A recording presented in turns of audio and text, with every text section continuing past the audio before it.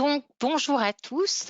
Je suis Myriam Victor et je suis ravie de vous accueillir à cette webconférence à destination donc des élus de CSE, des responsables ressources humaines et des chefs d'entreprise sur la qualité de vie au travail.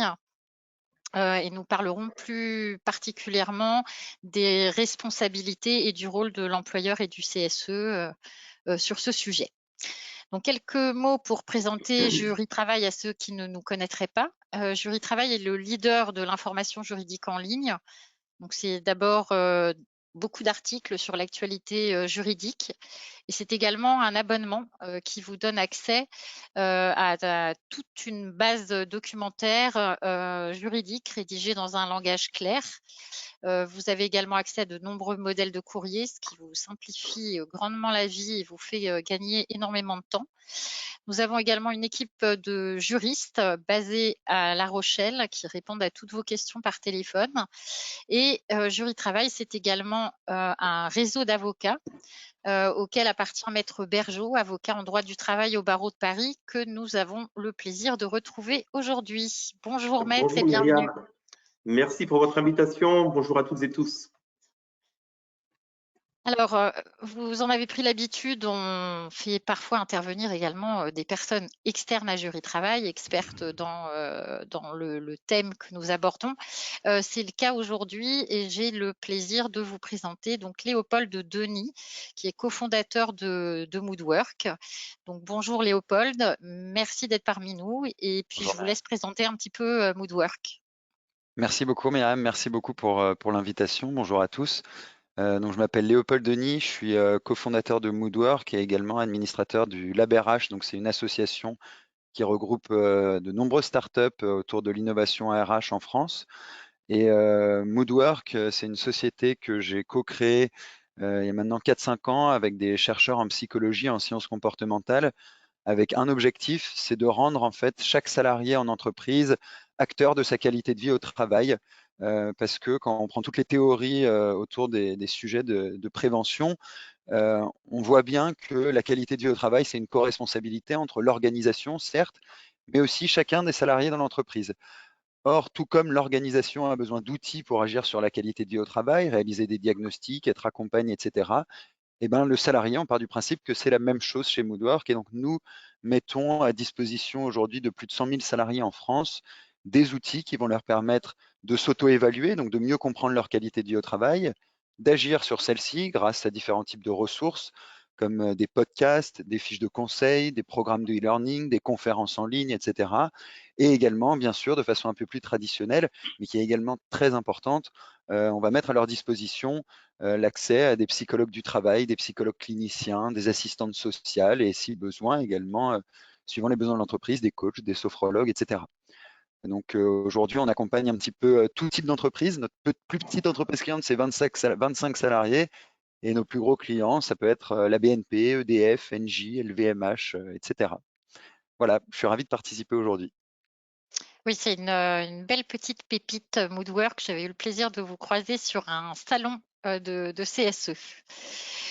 Nous accueillons également Katia Montero, qui est chargée RH du groupe MyBest Pro.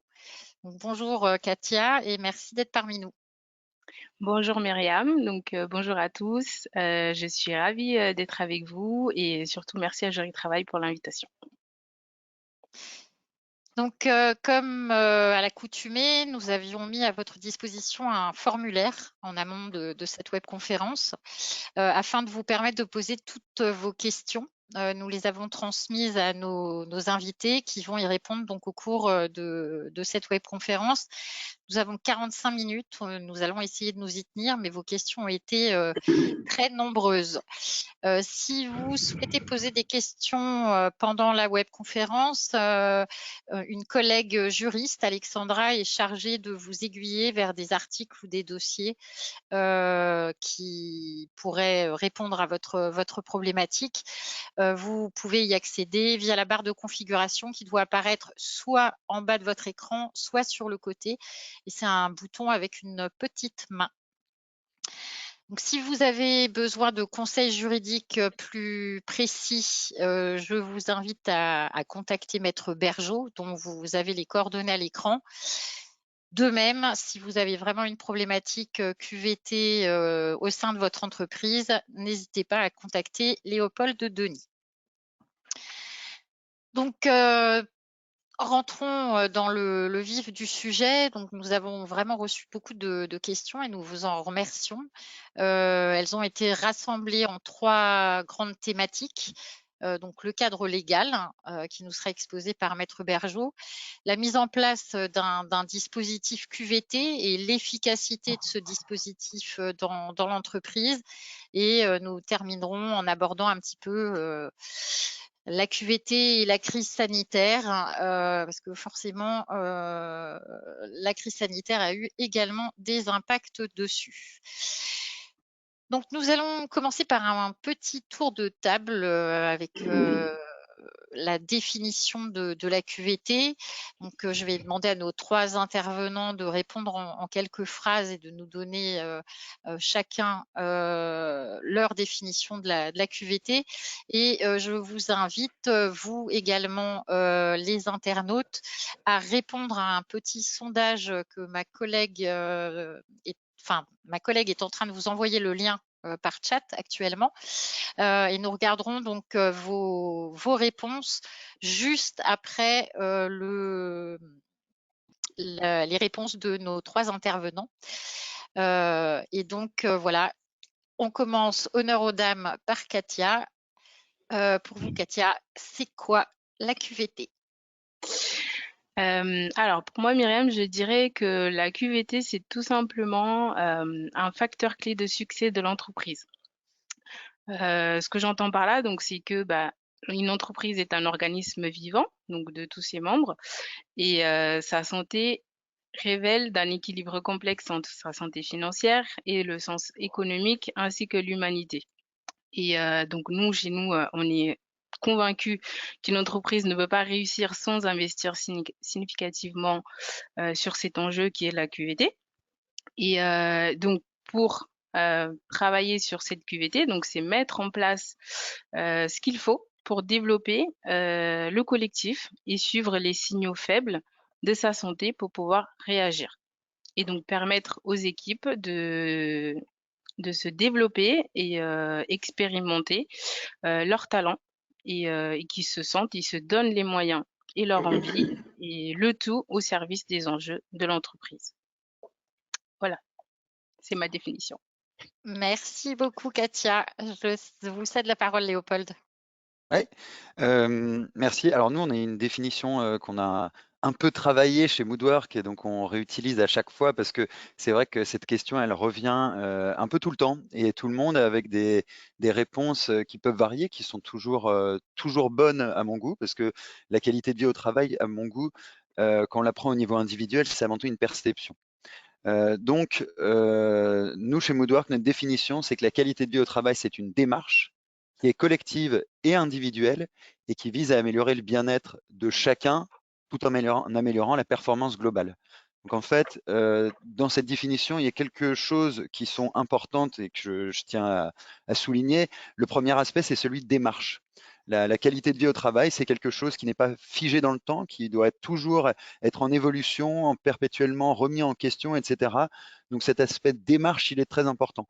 On ne fait pas de la QVT pendant un mois et puis après on arrête. La QVT, ça fait partie de la vie de l'entreprise et c'est un continuum. La deuxième chose, c'est l'aspect collectif individuel. Comme je l'ai expliqué très rapidement tout à l'heure, toutes les théories qui sont liées au sujet de qualité de vie au travail montrent qu'il existe des facteurs organisationnels de qualité de vie au travail.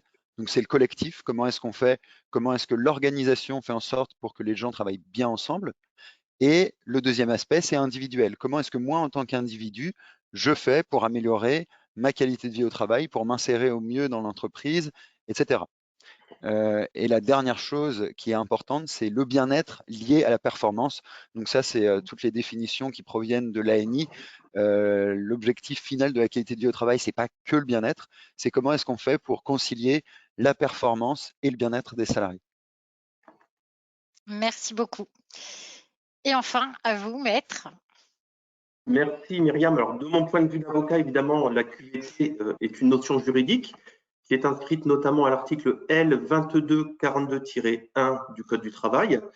Que nous dit le texte? Dans les entreprises où sont constituées une ou plusieurs sections syndicales d'organisations représentatives, l'employeur engage au moins une fois tous les 4 ans une négociation sur l'égalité professionnelle entre les femmes et les hommes, portant notamment sur les mesures visant à supprimer les écarts de rémunération et la qualité de vie au travail. Alors cet article est le premier article chronologiquement dans le Code du travail qui évoque la QVT, mais ce n'est pas le seul, il en existe d'autres, nous le verrons plus tard. Petit point assez bref, la QVT a été instaurée légalement donc, par une loi du 5 mars 2014, qui est inspirée par un accord national interprofessionnel de 2013. Cette loi a permis aux partenaires sociaux dans l'entreprise d'évoquer en fait la QVT sous la forme d'un dispositif unique regroupant différentes négociations obligatoires, égalité professionnelle, durée effective, organisation du temps de travail, mobilité professionnelle. Et le dispositif de la QVT a pris de l'autonomie plus tard. Voilà pour l'aspect juridique. Je dirais aussi, pour se détacher un petit peu de cet aspect juridique, que la QVT, pour moi, rejoint la notion d'image employeur. C'est en fait quel est le degré d'attraction d'une entreprise finalement vis-à-vis de ses salariés. Très bien, merci beaucoup. Alors, on va jeter un coup d'œil au sondage. Donc, j'avais proposé quatre définitions qu'on retrouve assez communément sur Internet de la QVT. Donc la définition qui a reçu le plus de suffrages et de très loin, puisque c'est à 70,3%, c'est celle qui englobe l'ambiance, la culture de l'entreprise, l'intérêt du travail, les conditions de travail, la responsabilisation des salariés et la reconnaissance et la valorisation du travail. Effectivement, cette notion de valorisation du travail, en tout cas dans notre entreprise, je sais que c'est une demande assez récurrente et forte des salariés. Et alors, on a 2 remarques d'internautes. Donc, il y a Valérie qui nous dit qu'en tant que membre de CSSCT, elle ne se retrouve dans aucune proposition du sondage. Je suis désolée. Et effectivement, Catherine qui nous parle aussi de la bienveillance et de l'entraide entre les équipes. Et là, on rejoint un petit peu ce que disait Léopold sur le fait que les salariés sont eux aussi acteurs de leur propre QVT. Donc, nous allons aborder maintenant la première partie avec le cadre légal autour de la QVT. Donc, maître, pouvez-vous nous rappeler quelles sont les obligations légales de l'employeur à ce sujet et nous préciser si les obligations de l'employeur sont les mêmes en fonction de la taille des entreprises? Oui, alors le thème de la QVT concerne les entreprises qui sont légalement soumises à l'obligation de négocier, c'est-à-dire les entreprises qui comportent un ou plusieurs syndicats représentatifs.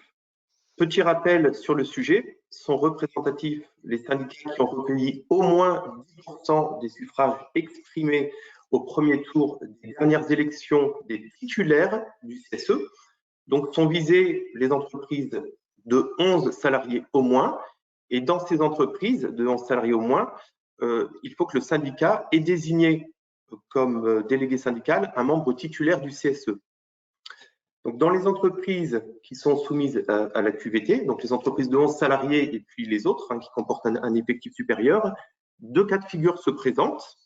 Premièrement, les partenaires sociaux peuvent conclure un accord d'adaptation, qui est un accord sur le calendrier, la périodicité et les thèmes de négociation. Donc, dans ce cas, le thème de la QVT est abordé selon la périodicité qui est retenue par l'accord et au minimum une fois tous les 4 ans.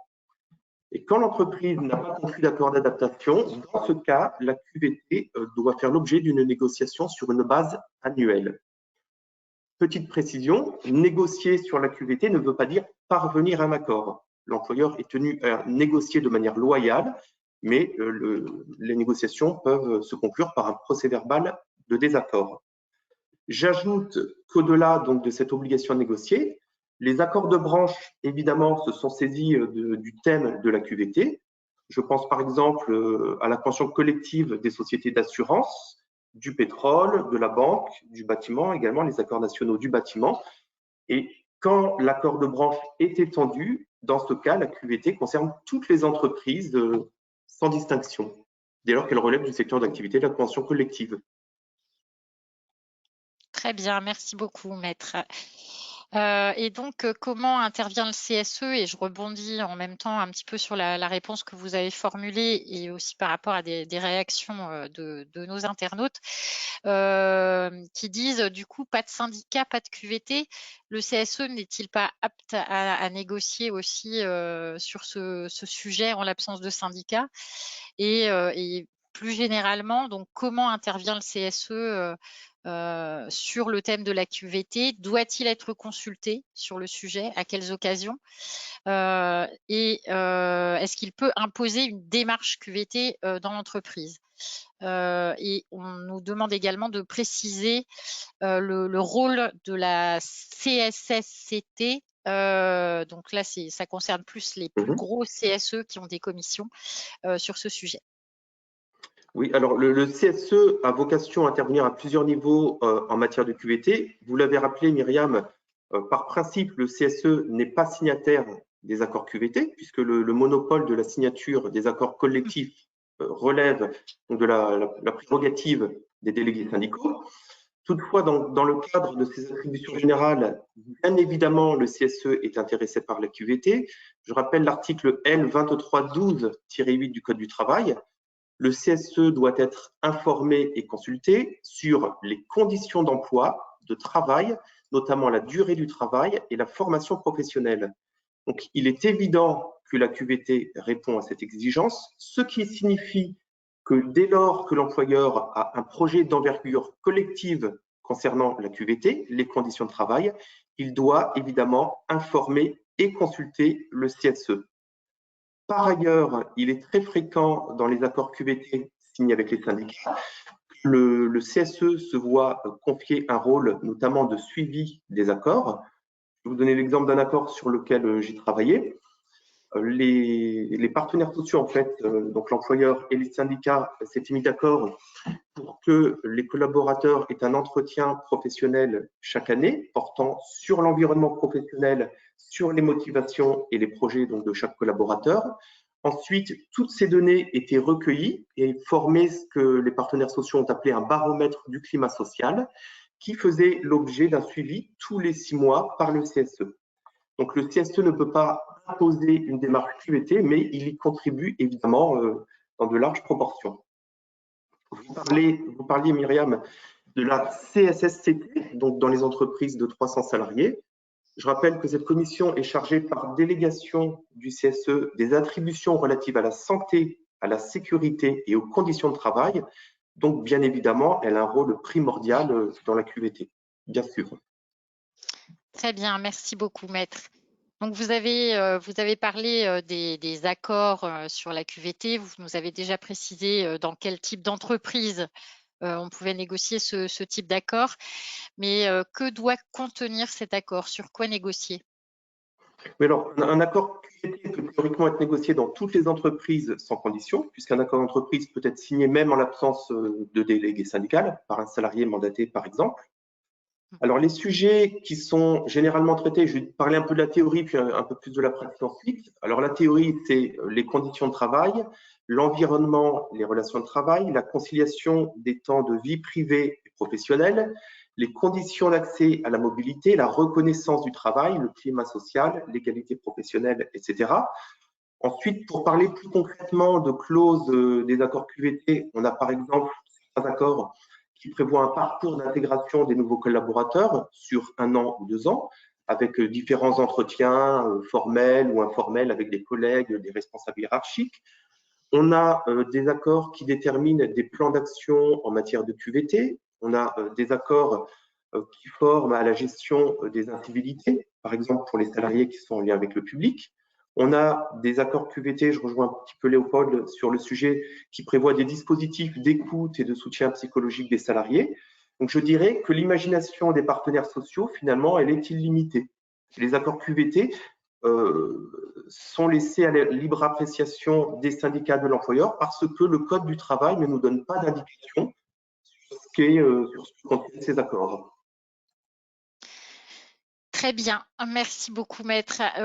Donc vous nous avez parlé tout à l'heure du premier accord national interprofessionnel sur la QVT.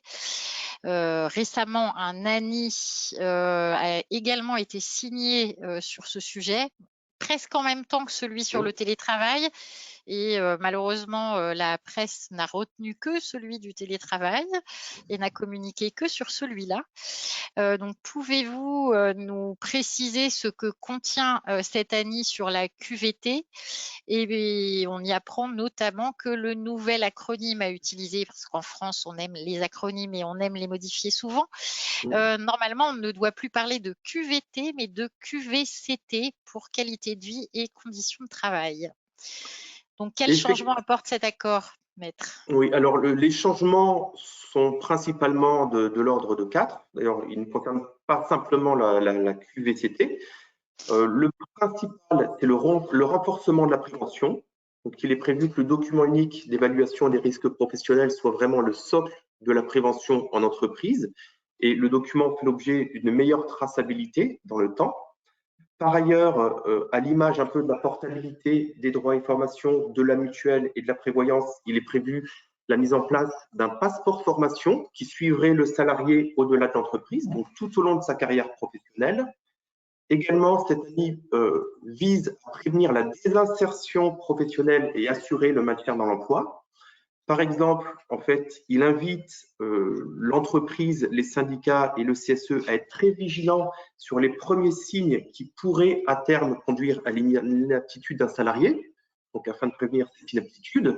Concernant donc la QVCT, l'ANI indique que cette démarche peut prendre de multiples formes, dialogue direct, actif et constructif dans les TPE qui n'ont pas de représentation du personnel, un accord d'entreprise ou un accord de branche.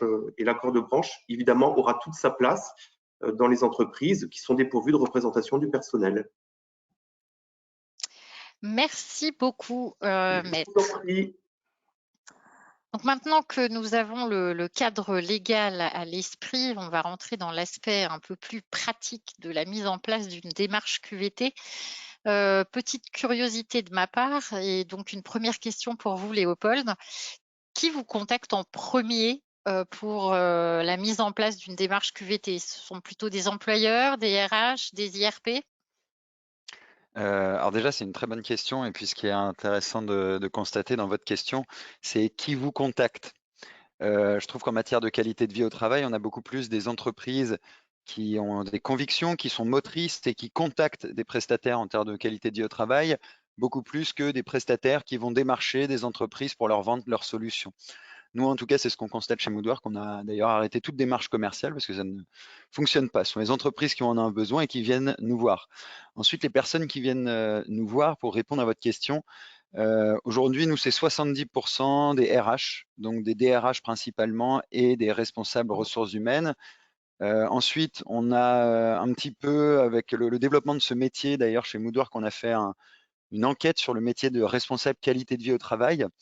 Nous, c'est donc je dirais une personne sur 10 qui rentre en contact avec nous sont des responsables SQVT plutôt, santé, qualité de vie au travail.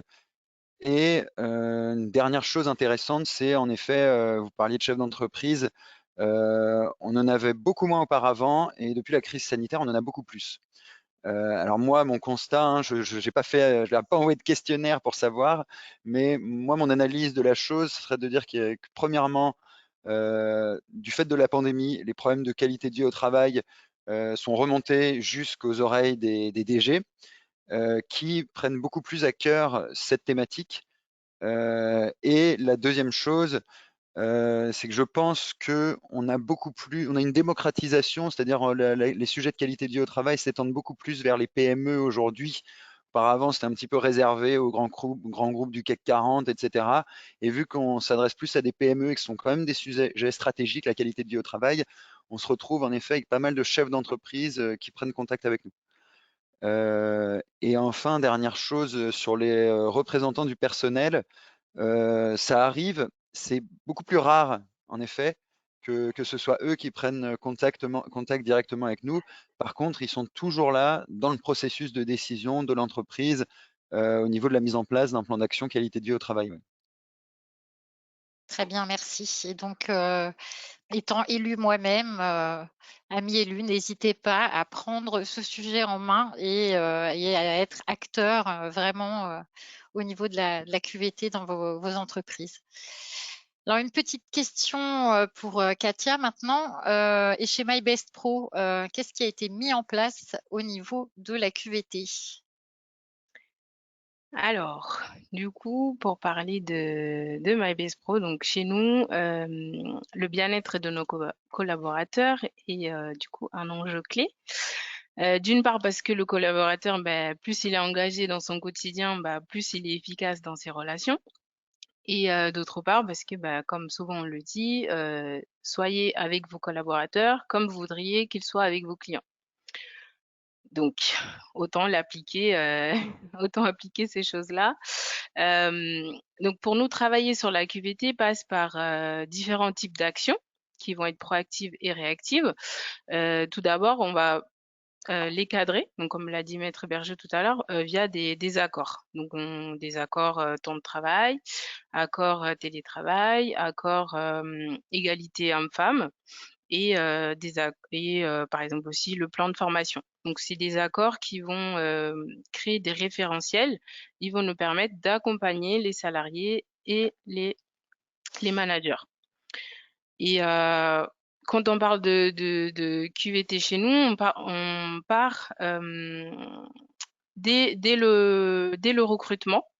Donc autant on va dire que pendant le recrutement, on va détecter le candidat idéal, hein, bien sûr pour la société, mais on va pas le noter uniquement sur ses compétences techniques, mais également sur son savoir-être, qui est très important pour nous, parce que là, on parle d'une greffe.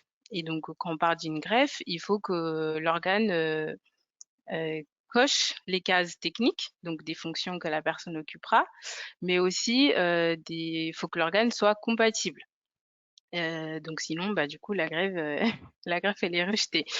Et donc, au-delà de la fiche de poste de la personne, on va s'attacher à identifier le candidat idéal et lui permettre de trouver sa place dans l'équipe, mais aussi sa place dans l'entreprise. Donc, c'est un moment clé. Là, on parle de l'onboarding. Donc, un moment clé pour le salarié, mais aussi pour l'entreprise. Et donc, pendant cette période-là, donc les premiers mois, les premiers jours, voire les premiers mois, où vont être clés autant pour le salarié que pour l'entreprise. Donc, nous, on va prendre le temps de soutirer le maximum d'éléments pendant ces premiers mois afin de mettre les actions en place pour que la greffe prenne. Et aussi le travail va être fait sur le terrain. Donc c'est-à-dire que nous on va être une organisation à plat. Donc les choses bougent tellement vite chez nous qu'on n'a pas le temps de faire une organisation à étage où on va remonter les informations, puis redescendre pour la prise de décision, etc. Non, en fait, chacun chez nous va être acteur, va être amené à prendre des décisions. Et donc, il doit avoir les moyens nécessaires pour prendre ces décisions. Et cela, du coup, passe par un objectif commun. Donc, nous, chez nous, on parle de take a chance plutôt que de prendre un risque. Donc voilà, on va pousser le salarié à prendre des décisions par lui-même et à prendre sa chance de prendre la bonne décision. On va également avoir un suivi qui va être plus régulier au niveau de la gestion des échecs, donc qui est très important parce que dans cette notion d'échec de l'individu et de l'équipe, on a le bien-être du collaborateur qui est en jeu. Donc on va pas seulement avoir une reconnaissance au niveau des succès, mais aussi l'accompagner dans ses échecs et du coup, pour l'apprendre, ce qui va lui permettre d'agrandir et pardon, excusez-moi, qui va lui permettre d'apprendre et de grandir du coup, grâce à ces échecs qu'il a pu avoir précédemment. Merci beaucoup, Katia.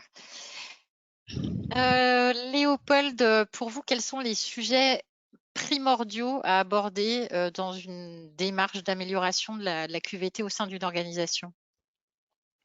Alors déjà, je tiens à dire bravo à Katia parce que j'aime beaucoup l'approche, comme vous pouvez le savoir chez Moodwork, l'approche centrée sur l'individu, et je trouve que la démarche QVT chez MyBest Pro, ça a l'air très centré sur le besoin individuel, et je pense que c'est surtout ça la réponse à laquelle on cherche à répondre en matière de qualité de vie au travail au XXIe siècle.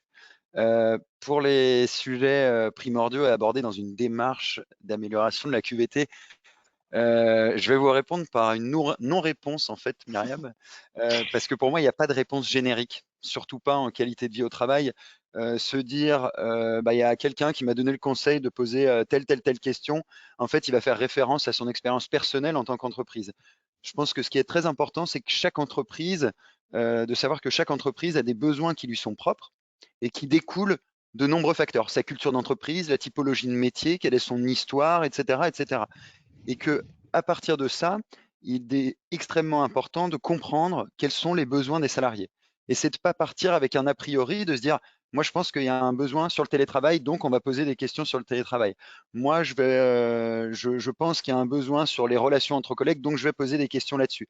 Parce que bien souvent, on va partir, on va essayer d'objectiver en partant de quelque chose de subjectif, à savoir sa perception personnelle de la qualité de vie au travail.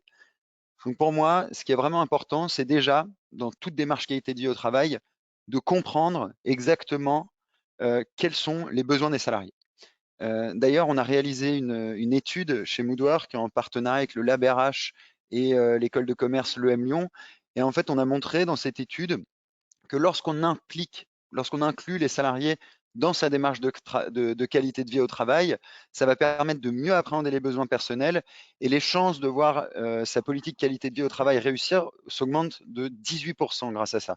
Donc pour moi, Oui. c'est vraiment la première étape, de se dire déjà quelle est la situation, qu'est-ce qu'on cherche à améliorer, et de ne pas partir avec des a priori qui peuvent être très individuels, de dire je pense que la qualité de vie au travail, c'est ça. Donc, ce qui est important, donc dans un premier temps, c'est de comprendre les besoins de ses collaborateurs, et donc de s'appuyer potentiellement à une méthodologie. Alors, j'entendais tout à l'heure parler des thématiques de prévention par Maître Bergeau. Je pense que c'est important et primordial pour une entreprise qui se lance dans une démarche de qualité de vie au travail de se référer aux préventions primaires, secondaires, tertiaires. À savoir, est-ce que je suis en pompier, est-ce que je suis en formation des salariés, est-ce que je modifie l'organisation, et de savoir un petit peu où j'en suis, et est-ce que j'agis de façon intelligente sur ces 3 grandes étapes de la prévention. Et également, à mon goût, bien sûr, et ça rejoint un peu ce que Katia disait, au niveau organisationnel, qu'est-ce que l'organisation fait pour être moteur en matière de prévention, et qu'est-ce que je mets à disposition du salarié lui-même pour qu'il soit moteur en matière de prévention. Et là, je prends peut-être un petit peu d'avance sur la conférence d'aujourd'hui, mais la qualité, le télétravail aujourd'hui, ça a décalé, à mon goût, hein, c'est une perception que j'ai, mais je pense qu'il se vérifie dans beaucoup de structures, a décalé la responsabilité de la qualité de vie au travail, qui était beaucoup plus sur l'organisation, un petit peu plus vers le salarié. L'organisation aujourd'hui, elle n'est plus maître dans beaucoup de situations de l'environnement de travail dans lequel je suis. Mettre en place des démarches de prévention par des moments informels, c'est beaucoup plus compliqué, etc. Donc le salarié, il se retrouve avec beaucoup plus de responsabilités sur le dos, et c'est pour ça qu'il faut l'outiller et lui permettre, comme Katia l'expliquait, d'être acteur, d'être moteur dans sa démarche de qualité de vie au travail. Parfait, merci beaucoup Léopold. Et donc, comment élaborer un diagnostic, puisque vous disiez qu'il fallait vraiment partir de là. Parmi les questions reçues, on a également eu, est-ce qu'il existe des questionnaires types? Donc, Bien je sûr. suis sûre, au vu de votre précédente réponse, que vous allez me dire non, il n'y a pas de questionnaire type, il faut s'adapter à l'entreprise, mais je vous laisse répondre. Alors, si, il y a des questionnaires types, mais qui ont été créés justement pour éviter ce type de biais. Donc, déjà, une chose importante, c'est que mettre en place un diagnostic de qualité de vie au travail, ça fait partie d'une démarche globale de qualité de vie au travail, mais ce n'est pas une action pour la qualité de vie au travail. C'est pas parce que vous mettez en place un diagnostic, un questionnaire, que vous améliorez la qualité de vie au travail. C'est ce qui va vous permettre de mettre en place des actions, mais c'est pas ce qui va améliorer la situation. Donc, au niveau des référentiels que les entreprises peuvent utiliser, on en retrouve assez facilement hein, sur le site de l'ANACT, sur le site de l'INRS. On trouve des référentiels qui vont permettre, et en plus, en rentrant dans le cadre légal, de poser les bonnes questions à ses salariés pour savoir exactement ce qui a un impact positif sur leur qualité de vie au travail et ce qui a un impact négatif sur leur qualité de vie au travail. Donc ça, c'est un premier aspect, on va dire, beaucoup plus quantitatif, qui est primordial pour mettre en place un diagnostic qualité de vie au travail, que moi je pense qu'il est très intéressant de le compléter avec du qualitatif. Donc soit des entretiens individuels, soit des groupes de travail, etc. Parce que ça permet de faire ressortir certains aspects qu'un questionnaire ne permet pas toujours de faire ressortir. Donc pour moi, c'est vraiment cette coaction du quali avec du quanti qui va permettre d'avoir vraiment un diagnostic qui va permettre de partir sur un plan d'action intéressant. Ensuite, pour revenir à ce que je disais juste avant et qui est pour moi très important, et je vois certains RH, certaines entreprises qui se lancent dans une démarche de qualité de vie au travail en disant bah, OK, on va faire un diagnostic QVT. Je suis complètement d'accord avec ça, c'est ce qu'il faut faire. Mais quand on part sur son diagnostic QVT, il faut surtout penser au préalable à évaluer ce qu'on va être en capacité de faire par la suite. Parce que si on fait un diagnostic qualité de vie au travail, qu'on a les résultats et puis qu'on remarque qu'en fait, bah, on n'a pas le soutien de sa direction, on n'a pas le soutien de ses IRP, on n'a pas le soutien de son CSE, de ses syndicats, etc., et ben on ne va pas aller très loin. Et le grand risque qu'on a à cause de ça, c'est d'ailleurs, bah, les salariés, eux, ils ont reçu un questionnaire, on leur a posé des questions, on leur a demandé ce qu'ils voulaient, et au final, il ne se passe rien. Ça, c'est un énorme risque pour l'entreprise parce que ça va créer plus de frustration chez le salarié que générer la qualité de vie au travail. Donc, je pense que avant de se lancer dans un vrai diagnostic, il faut voir comment est-ce qu'on est armé pour mettre en place un plan d'action derrière. Est-ce qu'on a du budget? Est-ce qu'on a du temps pour mettre en place quelque chose? Est-ce qu'on on a en soutien notre direction, nos RH, etc., etc. Donc ça, pour moi, c'est la base de est-ce que je mets en place un diagnostic? Voilà, pour moi, ça, c'est mes grands conseils sur le diagnostic. Prendre des référentiels de qualité déjà existants, il y en a qui sont en libre service, mais aussi et surtout savoir si oui ou non je suis en capacité de mettre en place un plan d'action de qualité derrière. Effectivement. Merci beaucoup. Alors, une autre question qui nous avait été envoyée, c'est comment faire en sorte que la QVT ne soit pas traitée comme un sujet gadget? On sent justement quelqu'un qui n'est pas forcément suivi par sa direction sur le sujet. Quel conseil pourriez-vous lui donner? Alors, comment faire pour ne pas partir sur une démarche QVT qui soit gadget? Bah, en fait, pour moi, ça découle vraiment de la qualité du diagnostic qu'on va faire. Si on a un diagnostic vraiment de qualité qui va permettre de faire ressortir des sujets sur l'équilibre vie pro, vie perso, sur la relation au travail, etc., on va aller directement vers quelque chose d'un peu plus concret que l'éternel baby-foot. Après, j'ai envie de dire,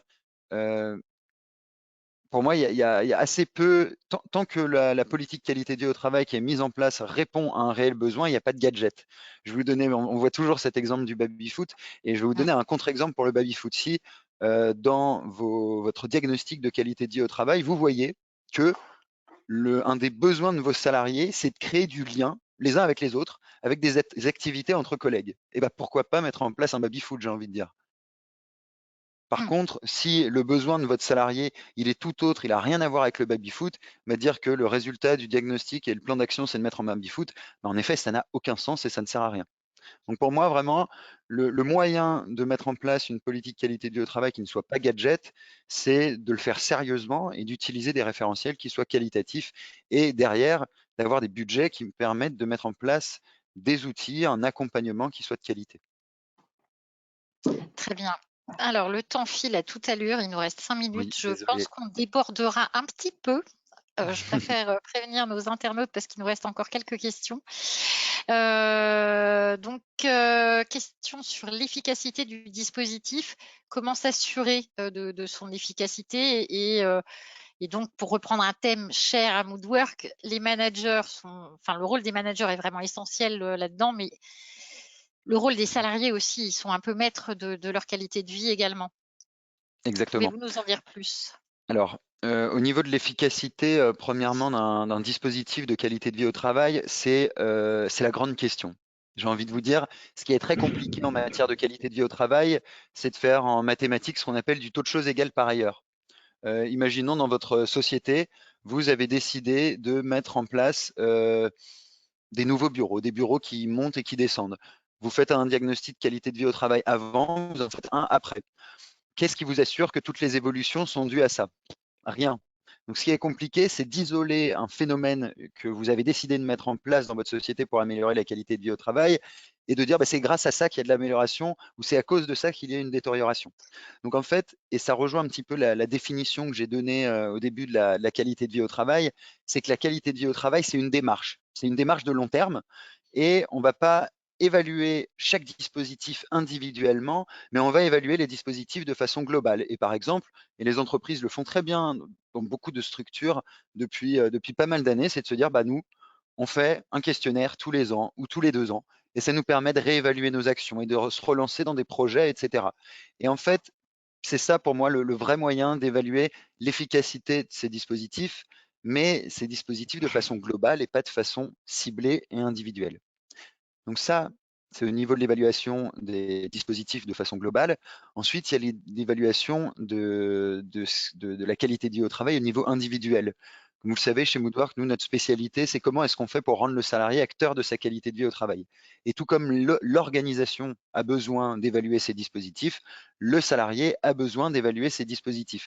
Et ça, c'est quelque chose que je martèle dans les entreprises, que je martèle dans les médias, etc., parce que c'est extrêmement important. Les salariés, aujourd'hui, on est tous, on va dire, abasourdis par la quantité d'informations qu'on voit dans les médias sur le burn-out, le bore-out, le brown-out, le mal-être en entreprise, etc. D'accord, mais c'est très intéressant. Mais comment est-ce que je fais pour que moi, en tant qu'individu, j'arrive à m'évaluer vis-à-vis de ces concepts? C'est très important de pouvoir s'auto-évaluer parce que sinon, on va se dire à tort et à travers, je le suis pas, etc.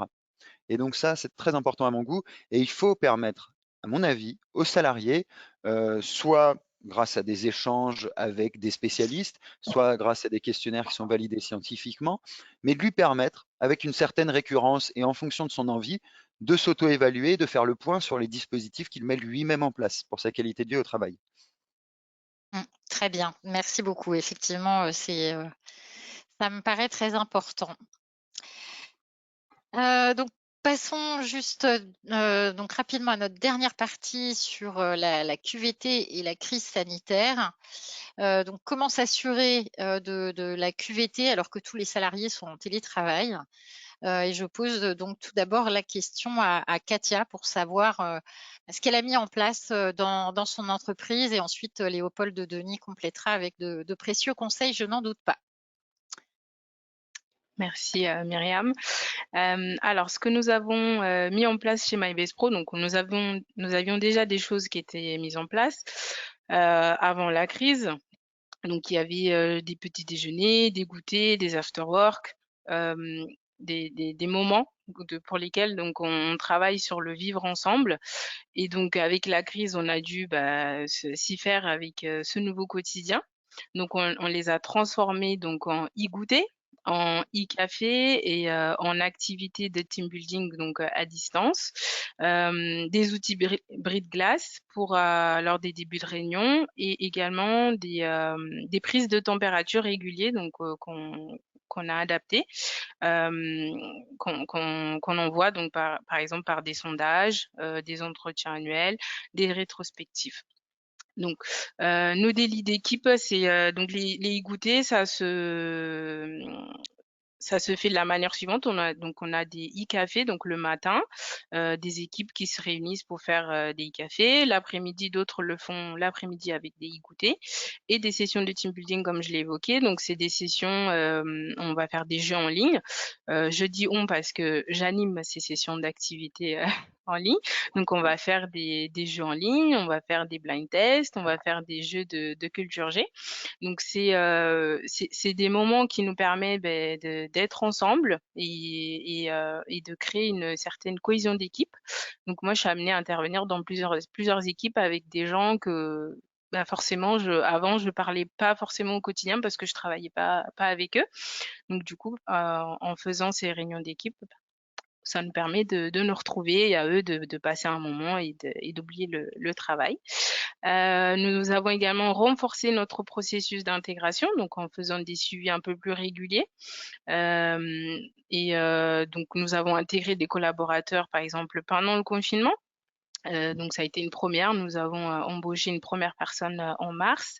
Et là, elle vient de fêter ses 1 an chez nous. Donc, super content. Une intégration qui s'est super bien passée pendant toute la durée du confinement, du coup. Nous avons aussi des scrums hebdomadaires. Donc, en fait, c'est une réunion qu'on avait aussi précédemment, tous les vendredis, où on le faisait en physique. Tous les salariés étaient invités à y participer. Et malheureusement, depuis la pandémie, on le fait en visio. Pareil, tous les salariés sont amenés à participer. Donc, c'est une réunion qui se base sur un moment d'échange et de transparence, donc au niveau de la communication de la part de la direction. Et il y a aussi des collaborateurs des différentes équipes qui interviennent pour présenter les résultats de leur BU. Et nous avons également des intervenants extérieurs qui peuvent venir nous partager leur expérience de professionnels. On y présente les nouveaux. On y fête les anniversaires, les départs, etc. Et voilà, donc on est plus sur une notion de partage d'informations et notamment de transparence. Voilà ce que je peux dire, ce qu'on a pu mettre en place pendant cette crise afin de pas laisser tomber nos salariés et de garder cette cohésion qu'on a. Et retrouver un petit peu de convivialité perdue. Exactement. Je vous cède la parole, Léopold. Alors, je vais être très rapide parce que je vois l'heure qui Tout à passe. fait. Déjà, je rejoins complètement Katia sur l'importance des moments informels. C'est-à-dire qu'on n'a pas l'habitude, mais quand on était au bureau, on avait 1h30 de temps informel par jour avec les uns et les autres. Alors, en plus du fait que c'est fort sympathique, ce sont des moments qui sont primordiaux en termes de prévention, parce que c'est des genres de moments qu'on identifie des signaux faibles chez un collègue, chez un membre de son équipe, etc. Et coupé de cela, en fait, c'est le salarié qui a qui est beaucoup plus responsable de la prévention des risques psychosociaux, parce qu'il doit être en capacité de faire de l'introspection sur lui-même, comprendre sa situation au fur et à mesure, ce qui est pas facile du tout. Et donc, ces moments informels, ils permettent de recréer du lien avec ses collègues, avec son manager, et donc d'avoir ces moments informels qui sont propices à la prévention. Ensuite, moi, ce que j'ajouterais sur cet aspect qualité de vie au travail pendant la crise, que je ressouligne, c'est l'importance d'outiller ses salariés. On est tous, quand on est en télétravail, au fur et à mesure de l'année, on s'est retrouvé avec des nouveaux outils, un meilleur Zoom, un meilleur espace de travail, etc. Et bien en fait, pour moi, l'accompagnement à la qualité de vie au travail doit faire partie de ces outils parce que le salarié est un petit peu livré à lui-même et donc tout ce qu'il avait auparavant dans son bureau, dans son entourage, etc., il doit le retrouver dans ces outils. Pour moi, l'entreprise doit investir là-dessus. Et d'ailleurs, l'année dernière, nous, on organise des conférences en ligne pour les salariés de nos entreprises clientes. On a eu un boom sur l'utilisation parce qu'on sent que les salariés sont beaucoup plus sensibles individuellement aux thématiques de qualité de vie au travail parce que tout simplement, ils ont été confrontés à des sujets face auxquels ils étaient seuls. Et donc nous, l'année dernière, on a eu plus de 24 000 personnes qui ont participé à des conférences en ligne sur des sujets, comment collaborer à distance, comment gérer mon stress, comment gérer la parentalité pendant la crise, etc. Donc ce sont des sujets qui sont très importants aujourd'hui. Merci beaucoup. Oui, effectivement, oui, les webconférences sur ces sujets ont toutes eu un succès. Nous, on avait eu l'occasion d'en faire sur les RPS et sur le management à distance. Et ces 2 webconférences avaient eu vraiment énormément de succès. Voilà, donc j'espère que ce format vous aura plu et que vous avez obtenu donc réponse à toutes vos questions. Donc je vous le rappelle, n'hésitez pas à contacter Maître Bergeau et Léopold Denis, dont vous avez donc les coordonnées à l'écran. J'invite également les élus à nous rejoindre dans nos 2 groupes privés sur Facebook ou sur LinkedIn, où nous pourrons continuer les échanges. Ma collègue est en train de vous transmettre les liens vers les groupes sur le chat. Et je vous donne également rendez-vous à notre prochaine webconférence sur un thème radicalement différent, mais qui nous a été demandé par certains d'entre vous. Revenir sur l'activité partielle de longue durée. Donc, cette webconférence aura lieu le jeudi 8 avril à 14 h. Donc, il me reste à remercier nos intervenants. Donc, merci encore Maître Bergeau. Merci à vous, Myriam. Léopold, merci Katia d'avoir Merci accepté beaucoup. d'animer cette webconférence avec moi. Et je vous laisse donc dire au revoir également à nos internautes. Bon après-midi à Merci tous. beaucoup. Au revoir. Bon Bon après-midi à après-midi. tous. Au revoir, à Au bientôt. revoir et à bientôt.